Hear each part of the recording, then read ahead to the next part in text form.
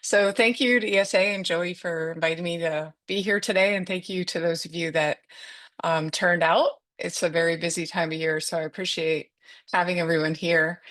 I thought I would start out by just giving you a little bit of background about how I got involved with 4DE. I'm a professor of biology at Utica University, as Joey said, which is a small school in the middle of New York State. And I've been there for about 15 years. I've been teaching for around 23 if you include grad school. And I do teach both majors and non-majors. So I come at this from a sort of an understanding of the different needs of those groups of students. So I got involved with the 4D subcommittee in 2021. I'm on the non-majors and gen ed working group. And I just recently needed to step down from that committee due to time, but this group was really great. And I'm sure they'll continue to be great. We met every other week, pretty much without fail, just with the holidays, maybe giving us a little break in that schedule. And it ended up resulting in two manuscripts. So the one that I've highlighted here on the screen is one I'm going to talk about the highlights from today in my talk. And then this second one we've just recently submitted. It's a little more specific, and it built on the work of our first manuscript. It's been a great group. So what I'm thinking we'll do in the next 15 minutes is I'll just introduce you to the 4DE framework because I don't know how many people in this group are aware of it. And then that'll be just brief. And then I'll talk about the highlights of our paper and then give you two real life examples of how 4D has helped me in my courses and learning activity development. So four-dimensional ecology education framework means there's going to be four dimensions, and you can see them on this slide. So I will probably abbreviate them. So core ecological concepts, I'll be like CEC, ecology practices, EP. Then we have the human environment interactions, the HEI dimension, and cross-cutting themes. And this framework was developed for majors. And so what sort of was interesting to our group is to think about how it could be adapted for other groups of students, in particular non-majors. So under each of these four dimensions is a list of elements, and those are shown in these colored boxes. So if you look at the core ecological concepts dimension, for example, those elements should be really familiar to everybody. That's the usual like levels of ecology that we study at, from organisms up to the biosphere. And similarly, there are elements in the other three dimensions as well. I like to think of the ecology practices dimension as kind of the skills dimension, but that's not totally true because there are concepts in there as well. Um, so the idea in using the framework is integrating across dimensions. And so the goal for instructors is to create multidimensional lessons and courses. And so an example of how that might look, if say that you were trying to make a lesson that was focused on ecosystems, so you would be pulling that element out of the CEC dimension. If you took a look at the 4D framework, which you maybe had up on the screen next to you, you might say, how do I make this more than one dimensional? Well, maybe I'll add in taking them outside, and that would add in some field work. And maybe I'll build on systems thinking by making them make like asking students to make a systems map. And that would end up just pulling in these extra things, create ultimately in this example, a three-dimensional lesson. And the idea is to kind of do that throughout the course. So I'm going to turn now to how we, as a working group, thought about taking that basics of the framework and adapting it for non-majors. So this is a QR code to the paper, and I just put a screenshot of it here so you can see that there are several of us, not just me in this working group, and everybody obviously contributed. In this paper, we actually had a lot of discussions about what is a non-major, and we define non-majors as any major that isn't a natural science major. So natural science majors being like biology, chemistry, ecology, geology, environmental science, physics. I'm probably forgetting something important, but things like that. And then every other major would be considered a non-major. So that's how I'll use the the term today. So the first thing we started thinking about as a working group is why. So why, what's our justification, I guess, for adapting 4D EE for non-majors?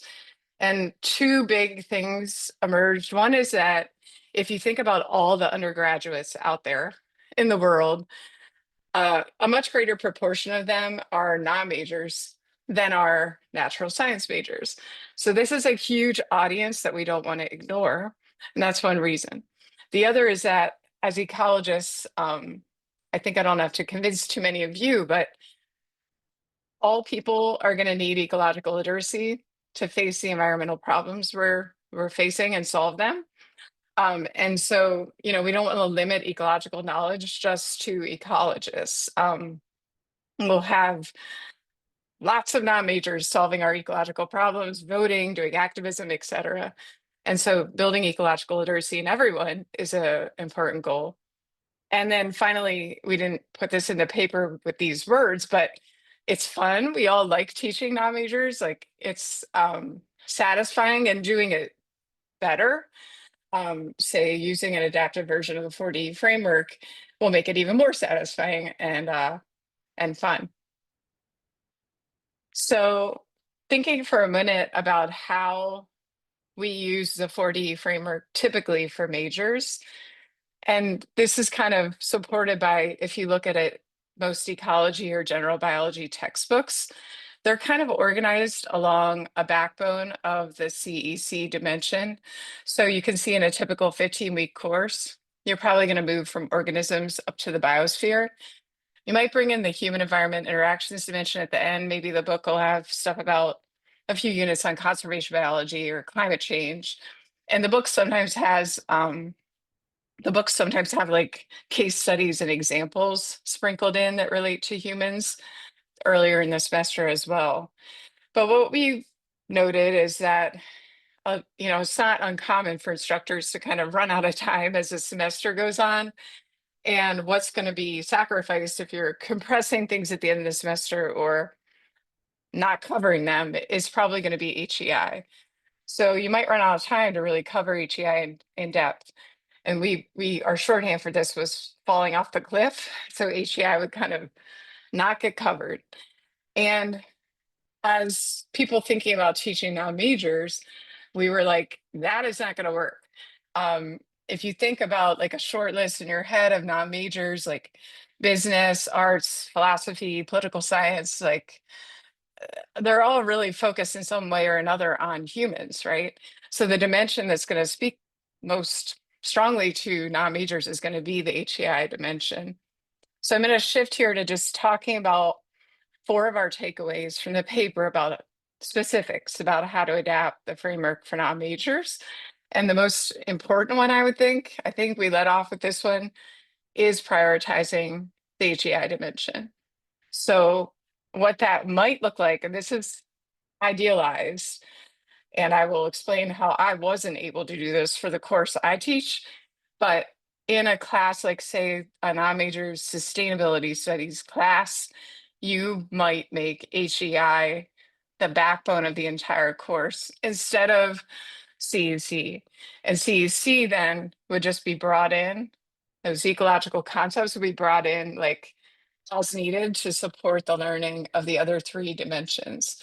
So we started talking about the CEC for non-majors as kind of a buffet, where what that meant to us is if you're teaching a non-majors course, that isn't a prerequisite for any future higher level courses, you have the freedom to kind of pick and pull from the core ecological concepts as you wish as an instructor, maybe based on what you think students need to know, what they'll find interesting, what supports the other 3 dimensions.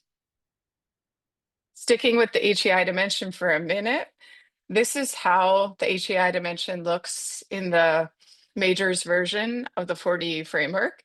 And you can see the 4 elements in that dimension.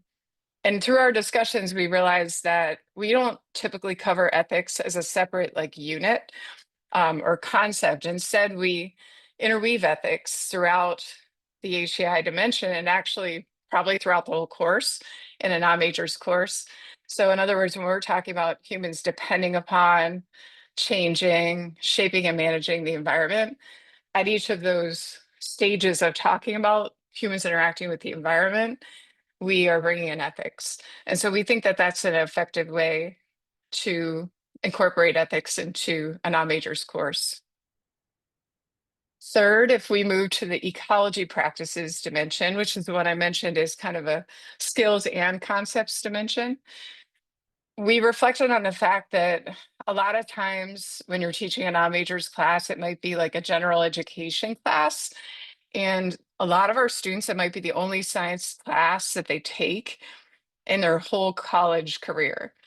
And so building scientific literacy is an important part of these classes typically.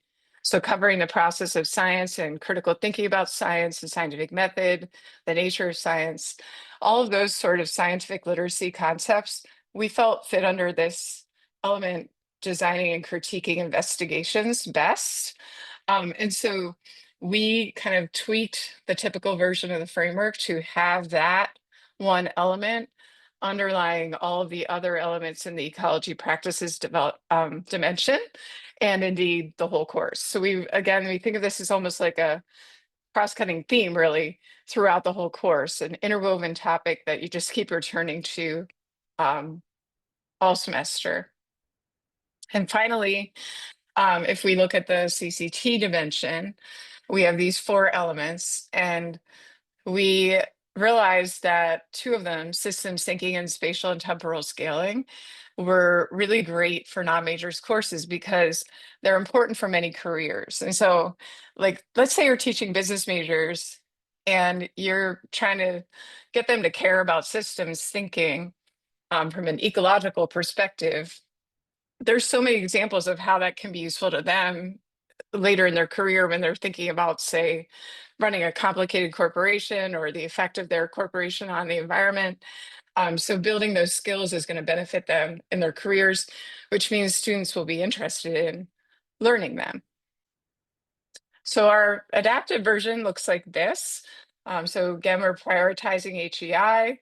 We're kind of using the CEC as a buffet. Ethics and designing and critiquing investigations are sort of interwoven throughout the whole course. And we're typically emphasizing systems thinking and scaling. And again, here's the QR code I'm happy to also email you a PDF of the paper. It is open access though, as well. So in my last minute or two here, I just want to go through two real life examples of how 4D has helped me. And I mean, maybe this will be a jumping off point to discussion, or I just felt like I wanted to do it because I wasn't always sure how I would use 4D for my courses when I first heard about it. So this is just two examples, really simple examples of how it's been helpful to me. So the first relates to a course called Nature and Humans that I started developing, was teaching for the first time right as we were wrapping up our manuscript that I just talked about. And this is a general education course, lecture and lab, 100 level. And because of my typical teaching load in the fall and spring is very tight, I needed to teach it in the summer, which meant that it needed to be asynchronous, online, and only 8 weeks long. And also, it's a broad survey type course. So I felt kind of, I mean, this is my fault because I made it this way, but I felt like I wanted to cover a lot of ecology, not just picking and choosing one scale. So this is kind of what I was aiming for because this is our tweaked version of the 4D framework for non-majors. And when I teach a new course for the first time, I really like using a textbook. I think it helps me with structure and the students with structure. And so I was looking for textbooks to use. And as I mentioned earlier, a lot of the majors textbooks are kind of organized along a CEC backbone. And what I found is that that was true for the non-majors ecology textbooks as well. And I was really struggling to get even close to what we proposed as a possible goal for a non-majors class, with human environment interactions being the backbone of the course. So what I ended up with is this. And what this is showing in a nutshell is that I emphasized ecology practices and core ecological concepts for the first third of the course, and the second 2/3 of the course was the HEI dimension. If I hadn't had the 4D framework sitting there, kind of glaring at me every time I thought about taking the easy way out and just doing a course with CEC as the backbone to follow the textbooks, I would have probably not been this disciplined in making sure that HEI was really a focus of the course. So I'm grateful for 4D for that. Also, you'll notice EP is really a big part of this course. That's because I had the students do a course-based undergraduate research project, even though we were async online, which was a super fun challenge that I can talk about at another time. Second quick example, one lab from our general biology lab, for semester lab for mostly majors. And this is a process of science lab where they learn about the scientific method. So we, for years, sampled grasshoppers in a mark recapture experiment. And this was a two-dimensional lab because it involved students learning about populations and communities in the CEC, and then the process of science and fieldwork and stuff like that in the EP. We ended up having a dome built over the grasshopper field, which caused us to revise this lab because we didn't have any more grasshopper habitats to sample. And this is where 4D was helpful. I was like, maybe we can make this a three-dimensional lab. And we could. And we did that by just a quick, simple organism change. I mean, it was pretty simple. Changing from grasshoppers, which are native, to earthworms, which are mostly invasive, non-native species in New York, allowed us to incorporate the HEI dimension. And having the 4D framework just there was helpful in brainstorming ways that we could bring in an additional dimension. Whenever you're ready, Erica, you can go ahead and share your screen. All righty, thanks, Joey. Well, I guess I am going to kind of pick up where Sarah leaves off a little bit and talk about a specific example, actually, that I do with a couple of my classes with mixed majors. So thanks, Sarah, a lot for that fabulous everything, introduction, wrap up. Uh-oh, got that timed right now. And all the good information here. And Sarah and I, by the way, know each other from the non-majors working group. We've been working together for that 3-year period on all kinds of issues that relate to 4DEE and non-majors concerns. So I am at Nevada State University. It's about a 6,000 student undergraduate only institution. We are the only non-research, non-community college level institution in Nevada. We're just outside of Las Vegas in Henderson. We have about 70% women. Big nursing school and education school, about 61% first-gen students. We're an MSI, HSI and Anapesi school. So we have about 42% Hispanic students here. We're sort of quasi-urban. All the photographs that I'm going to be sharing with you today, with the exception of a few that were taken by students, are actually taken by me in one way or another. So full disclaimer, I guess. Some of them are not in my literal backyard on campus, but many of them are, just to kind of let you know about that. So I won't belabor loads of detail on the 4DEE model other than to talk about, where the framework kind of fits into the possibilities of developing assignments and activities, as Sarah kind of started that conversation with. And also, as she mentioned, from the paper that we worked on, looking at the differences between traditional ecology courses for majors and sort of that designation of core ecological concepts right out of the textbook table of contents, really, that ecological hierarchy that we all know so much. And then sort of thinking about that as it applies to non-majors courses. And once again, Sarah also presented this framework.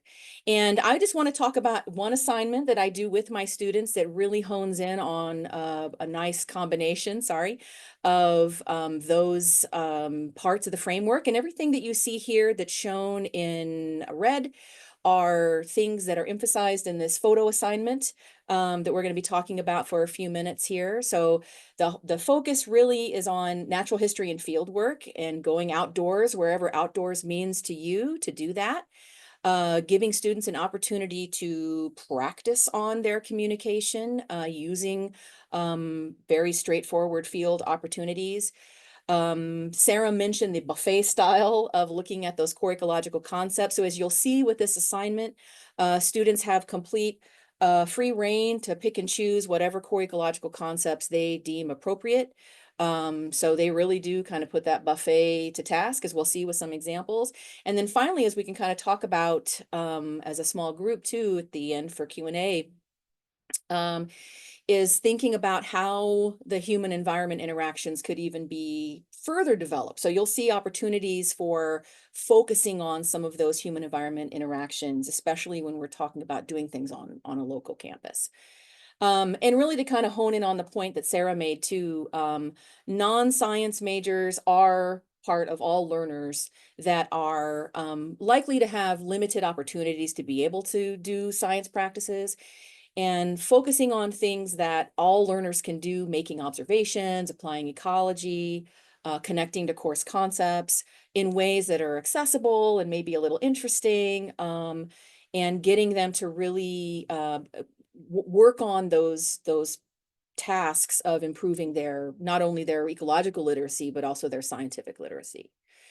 And also to kind of put a plug in, so the title of my presentation is thinking and talking about local resources, but I really want to focus mainly on campus resources. My campus is the Mojave Desert. It's not in the Mojave Desert. We are the Mojave Desert. Everybody has campus environment, whatever that looks like for you.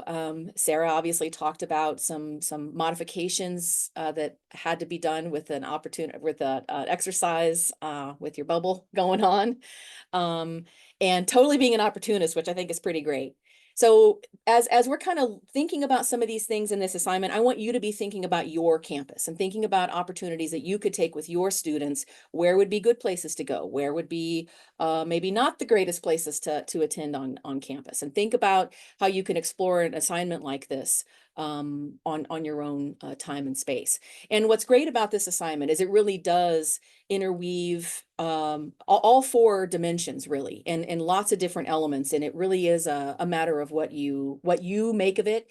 If you're explicit with the way you talk about 4DEE and literally tell students we're going to be honing in on these parts of particular dimensions. I too am a work in progress with a lot of these things. I do different styles of activities for my environmental science class versus my general ecology course. So just kind of be thinking about that. If you have any questions at all about modifications and opportunities for that, we can talk about that too.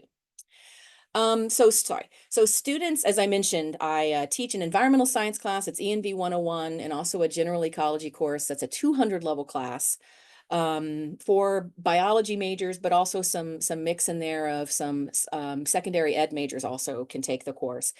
And the assignment itself is pretty straightforward. Like there's not a whole lot of extra information really to talk about it, but kind of the whole purpose of it is that students are charged with taking original photos of any concepts, terms, or ideas that relate to course content. So this would be those, the CEC component, the ecological concept side of things.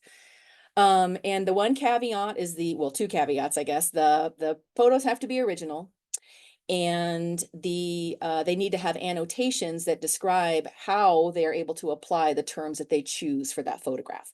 So they don't need to take 20 or 25 photographs. They just need to have annotated concepts that are associated with that picture. And I actually challenge students to take as few pictures, perhaps, as they can.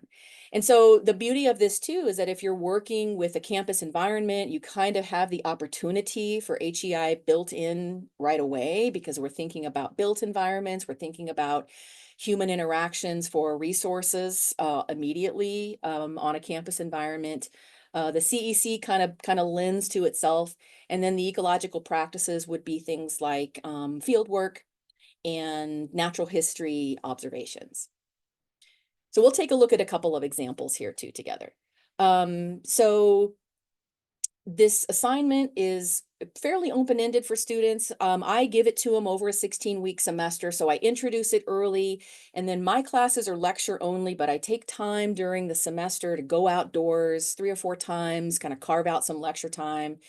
And we go out with the intention of taking photographs and then start looking at concepts as they relate to the things that we do in class. So kind of right out of the gate is a little bit of an icebreaker because students just use their phones. Like there's no specialized equipment that's needed here. And not only that, it's also kind of an easy entry point because this is a tool that students are using all the time, basically. So it gets them outside, gets them engaging immediately. One of my other gateways is to use Seek by iNaturalist. So instead of kind of grasping around, maybe when we get started, I'll have them immediately, we'll talk about desert adaptations, for example, and they'll literally start pointing and clicking in the direction of certain organisms. And then we can kind of start talking about natural history using Seek as a good way forward. So the project itself, once again, it's a project in my class, but this could be a 1 or 2 lecture period opportunity. I'll show you the short and sweet way to get this done in a class period. It's open-ended, it's interpretive, it's creative, it applies all 4 DEE dimensions as you like and can. And like I said, it requires minimal equipment, pretty easy entry point, not a whole lot of barriers really to students. And also when students don't have a phone, we have ways that we can kind of work around that. Students are welcome to sketch or share phones with somebody else. Like there's opportunities for all. So just a couple of, just kind of things to say. One thing that I've learned from doing this assignment for several semesters now is that students really, like I said, it's a little challenging at first because it might seem a little overwhelming to take, photographs that exemplify, open-ended concepts to them. But when they really start kind of locking into it and we start talking about terms and what we mean by that and applying those to, the real world, they really start to engage and get into the activity. And another thing that I found too is I have students do a reflection assignment at the end of the semester and have them show off their favorite photograph to the class, and they really do start to take ownership of the assignment. They not only get it the obvious, ecological concepts and other things that relate to real life, but then they start thinking about the complexity of nature, the systems level thinking of nature, the value of nature, and also humans. So one thing to kind of throw in here too is that I also tell people, take the photographs that you see out in the real world, even if it includes people, right? Because I know I have lots of pictures that I like, get the human out of the way, Photoshop the person out of the way. But part of this activity is also acknowledging that HEI dimension and making sure that people are literally part of the environment. Another thing that can be done here is to, if you're having a hard time kind of getting started, and like I said, I'll give you a little gateway opportunity here, is to use this project to generate a concept bank. There's a paper that I lean into pretty heavily by Reiners et al. From 2017 that has a fabulous list of concepts in it. And so that's just kind of a starting point. Not that we cover all those things in our courses necessarily, but just if students are like, what do you mean by a term? What do you mean by a concept? And then also if you really wanted to, have a student take this to another level, they could start to do any number of these things, have a natural history guide that comes out of this endeavor, a photojournalism portfolio, eco-photojournalism portfolio, a video journal, or an oral recording for sight impairment. That's certainly always a possibility. So I mentioned a kind of a short and sweet version of this assignment. So like I said, it's in my classroom. I do it as a long-term 16-week project, but you can also do this as a single or maybe 1 or 2 lecture period opportunity. And so what I do for students is I create a Google slide deck. So I set that up, create a QR code for it, and then have that available in class. And on the day that we do this activity, I have already built into the slide deck a blank slide with their name on it. So if they have the Google Slides app, which is something that you would need, you can navigate in using that QR code, drop into that slide deck, and then actually start adding photos as you take them and then start annotating them right there. And they're pretty good. I mean, everybody has a learning curve, of course, but kind of getting used to, adding in some text right there on the slide.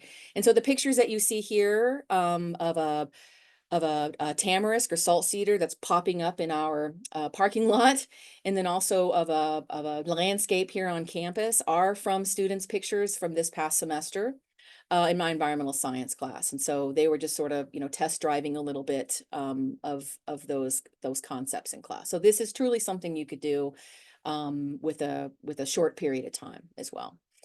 So as we're kind of moving along, I hope you have been thinking about some places that you could visit on your campus, or if campus isn't an option for you, maybe some adjacent or campus adjacent locations. If you wouldn't mind, like if you have some ideas, if you could just drop those in the chat as we go, I'd be curious to see kind of what things you would have in mind to be able to share with your students. And also too, just to kind of chew on some other core ecological concepts other than rather core ecological concepts. Perhaps what are some other dimensions as we're kind of talking and thinking about things that may be able to be applied to this activity? Maybe there's other ecological practices that would be relevant to you and your location, maybe even some other HEI dimensions. And other cross-cutting themes other than perhaps the systems level thinking or scale, also as Sarah mentioned. So if you have any ideas, drop them in, as I'm going to keep talking for a couple more minutes here, and then we can come back and chat a little bit. And while we're talking, I just wanted to also share with you some opportunities that I also build in when I talk to students about this assignment. So I give them examples. Examples are great. This is a picture that was taken by a student several years ago. It's actually at an urban park. It's called Sunset Park in Las Vegas. So it's not campus adjacent, but it is certainly part of the Vegas Valley. And most students who see a picture like this know exactly where this urban park is located. But just out of curiosity, what types of concepts perhaps, or things that stick out to you, do you see in this photograph? And I'm reading your chat too as we kind of go along. So.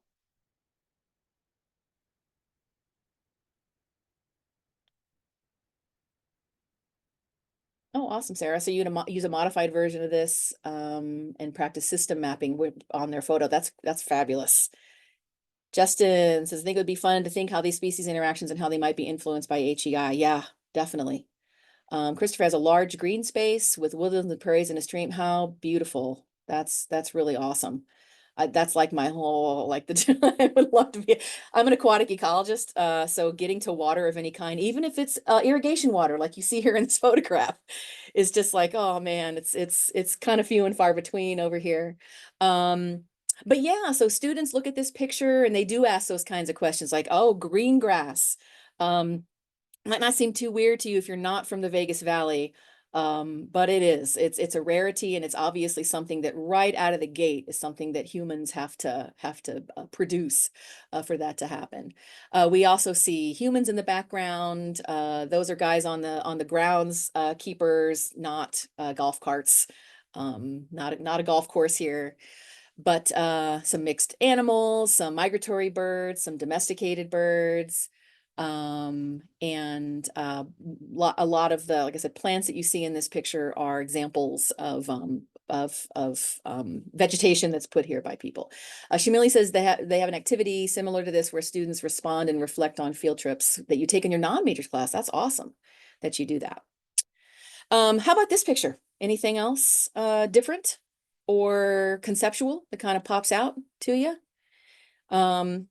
And this is not obviously my campus, but I'm about 10 miles away from Hoover Dam. This is right at the border of Nevada and Arizona, and we're pretty close to that. And when I challenge students to do something a little more conceptual, like take a photograph that relates to, say, climate change, this one is kind of in my mind is like that picture perfect example. We have the intake towers here at Hoover Dam, and then we call it the bathtub ring. That bathtub ring of white exposed rock there is about 100 feet, and getting bigger. So definitely some bigger picture things to do with a photograph like that. And then just to share with you a couple of examples of student work through the semesters. These are ways that students would present this information with photographs, and their annotations can be a little bit more like a glossary in the back of a textbook, or a little bit more narrative in the way that they describe things and how they actually justify using those particular terms that they do. And ditto. And I also let students use photos from old photographs. And it's awesome as long as they are original. So I tell them you can search for Google Images, so please don't use any. And that's actually kind of fun too, looking back at old photos that were taken on vacation and then kind of framing that from the perspective of ecological concepts or environmental concepts from my non-majors, mixed majors, environmental science class. Clearly they weren't thinking about necessarily invasive species when they happen to have examples of some of those in their pictures. So just as a reminder to you, there's 4 dimensions exist in ways that we can demonstrate in lots of ways, visually, on paper, activities in lab, activities in lecture. You got plenty of opportunities out there, and you guys seem to really have some good ways to explore some of these things.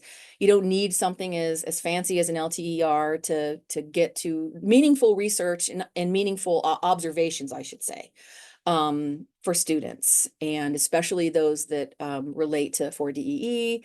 And any experience that takes a student outside is a valuable experience, and anything that hones their powers of observation is great. And I can't speak enough of that. It seems like this is something for little kids to do. Yeah, well, we can all pretend to be little kids while we're out there in the real world. So if you have any questions for me, here's how you can get in touch with me at Nevada State. That QR code also is a link to this presentation. So if you'd like to be able to get to that and share out, borrow, whatever you'd like to from any of these pieces of information today, you are welcome to do that. So thank you. Perfect. Thank you so much, Sarah. That was very cool. Or sorry, Erica. Sorry. Thank you so much also, Sarah. But I think we do have we do have about a couple of minutes for any questions that anybody else might have about the whole presentation for Erica, but also Sarah as well. If you'd like to say it in the chat or raise your hand, or just unmute yourself, whichever one. Is it okay if I go ahead? Go ahead, yeah. Hey, this is Chris Wright. I'm also an aquatic ecologist, so right on, Erica. I guess I'm curious, so I'm looking at the 4D and then also thinking of the vision and change stuff. I don't know if it's biology, education kind of thing in general. And I guess I'm wondering from both of your perspectives, are you also thinking about the level of competence that you're wanting your classes to achieve with these exercises or integration of the 4DE? I don't know if that makes sense, but I'll leave it at that. Yeah, yes, definitely. I'm always thinking about that. I guess the framework itself doesn't necessarily address that explicitly. But as an example, when I showed my non-majors class and I had ecological practices the whole way through the semester, like unrelentingly, that's because I'm scaffolding. So I'm teaching them the beginner stuff and they're literally practicing it every single week. So where 4D didn't necessarily help me with that. But I will say there are certain elements in the framework where there are examples given, and some of those examples are beginner and some are more advanced. So like under quantitative reasoning, I can't quote exactly what the examples are, but some of them are, a little like using a spreadsheet, I would say is more beginner than doing a regression analysis. And so some of those examples have that, but again, it's not explicit. So I think that might not be the most useful way to rely on the 4D framework. I think that's more your expertise that would determine that. Erica, you may have other things to argue with or say. Yeah, thanks, Sarah. Yeah, I mean, I would just add to that. So for my classes, just particularly, since I have 1 and 200 level classes, especially students coming in with maybe not the greatest science experiences or lots of opportunities there. I am nowhere even close within the context of my classes thinking about quantitative things, if I'm being perfectly honest with you. I mean, graph reading and very basic kinds of examinations.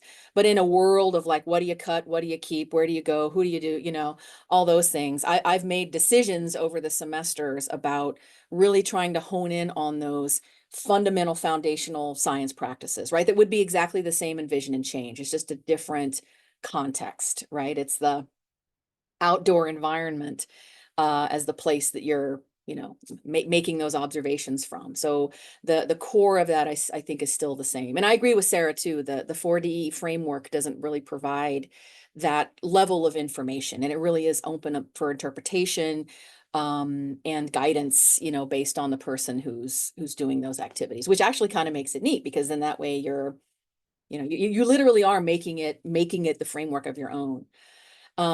One thing I didn't mention either was, and well, I kind of hinted at it a little bit earlier, but the how explicit you are as an instructor with saying that you're doing the framework and this fits into the context. I've also been better and worse at in my classes.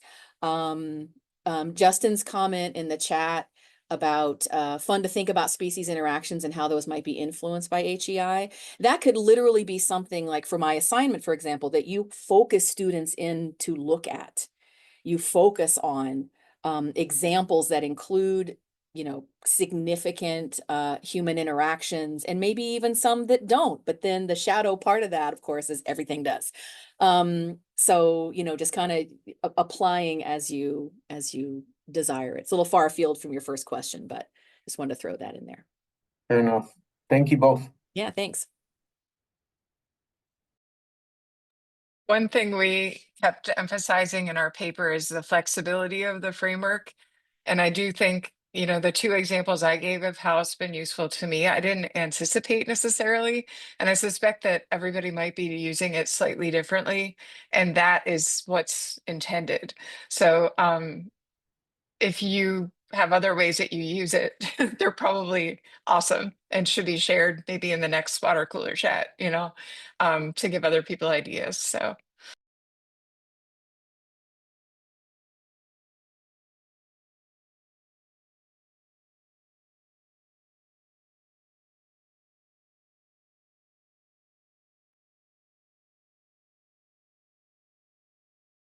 Awesome. Thank you so much, Christopher, for that question. Anybody else?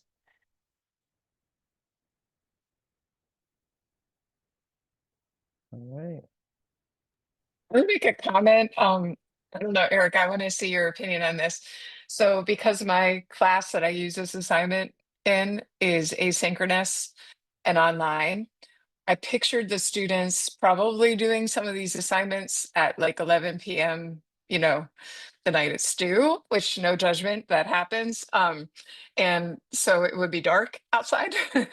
So I did encourage them to feel okay about using old photos, but I also let them pull photos off the internet as long as they cited them.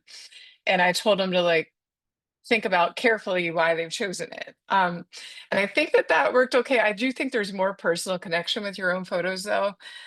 So I think it might be not as ideal, but I think it can be used even with internet photos if that's a need of the students. What do you think about that? Yeah, and I think that's a good question. And I think too, it totally is context dependent. And it sounds like you and I are kind of doing different things. Like the whole point of mine is to literally get them outside taking pictures so they can connect to those and they can have that as an example and they can reflect on those. And yours really isn't that so much as it is using a photograph as sort of an exemplar. So I'd be totally on board, because if the whole point of yours is more about the concept mapping than the photo, yeah, I'd say so. I'd say yes, cite obviously, and make a strong case for why you chose this particular photograph. But yeah, I think there's a world in which we can both we can both dwell and still kind of get the 4DEE, message across there. Yeah.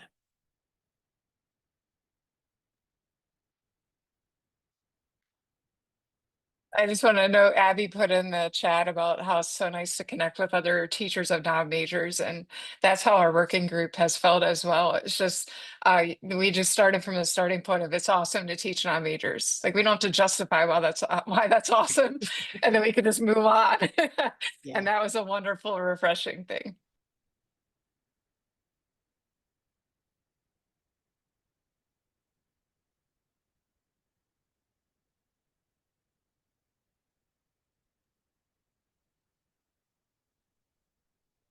And I suspect too, there's way more of us that do.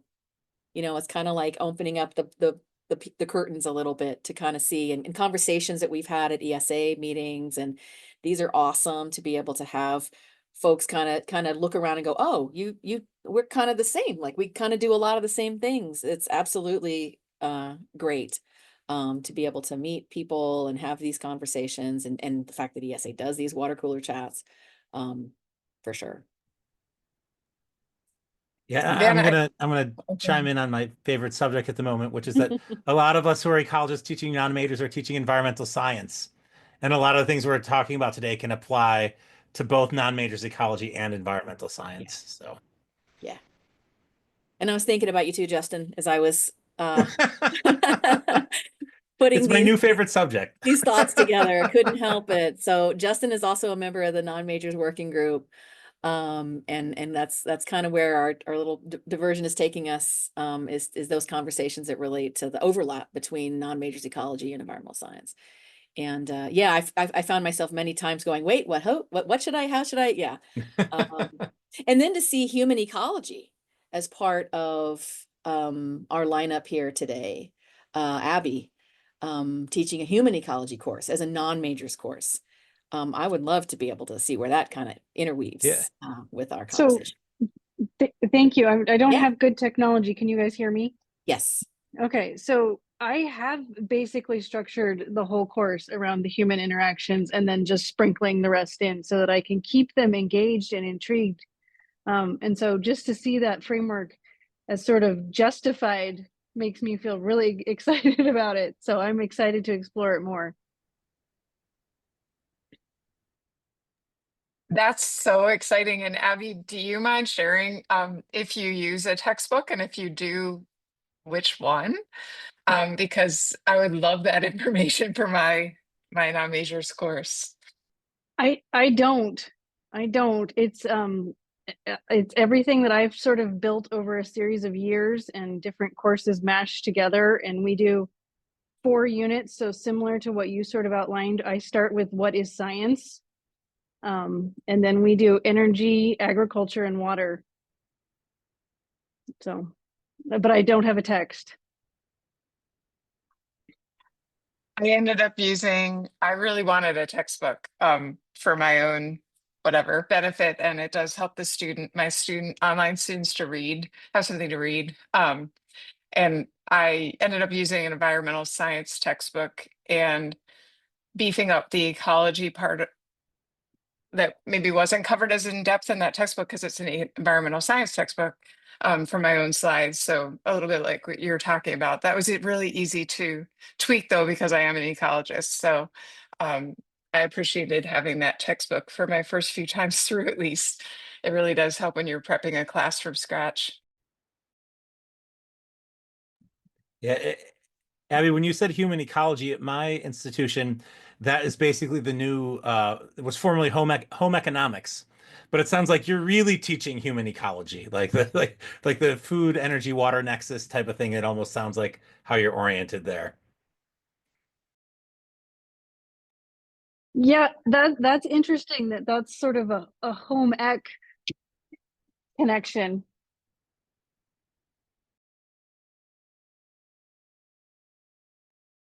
Yeah, just to like sort of contribute something. I do remember when was doing my undergrad, because I majored in environmental sustainability studies. especially when COVID started, there was an app that we had to download for class that you take a picture of it and then it sort of measures the air quality of where you are.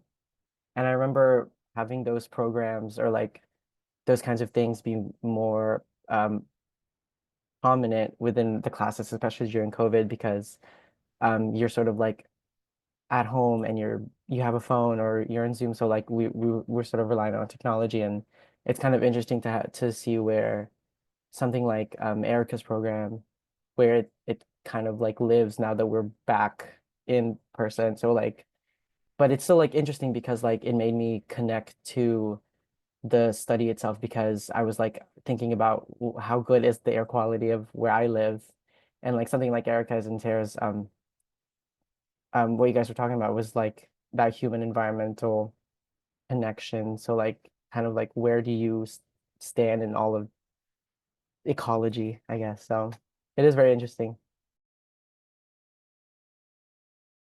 Yeah, but that's the challenge with my online classes. Like what you were experiencing during COVID is the class, right? It's online.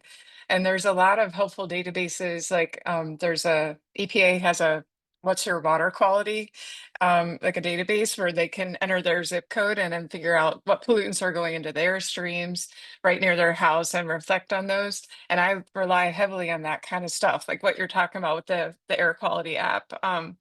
Because then there's a local connection, even though they're not all on campus. So it's exactly what Erica's talking about. It's just done remotely, which is probably familiar to all of us who had to teach during COVID. So it's not like a groundbreaking that I'm doing it this way, but it works really well. Yeah.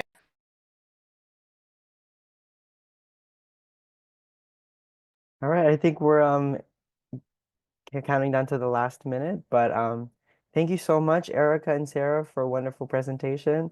For everybody else, if you'd like to look at more resources, within 4DEE, we do have a website. Just go to esa.org/4DEE, and there'll be more resources there. And thank you so much, Sarah and Erica.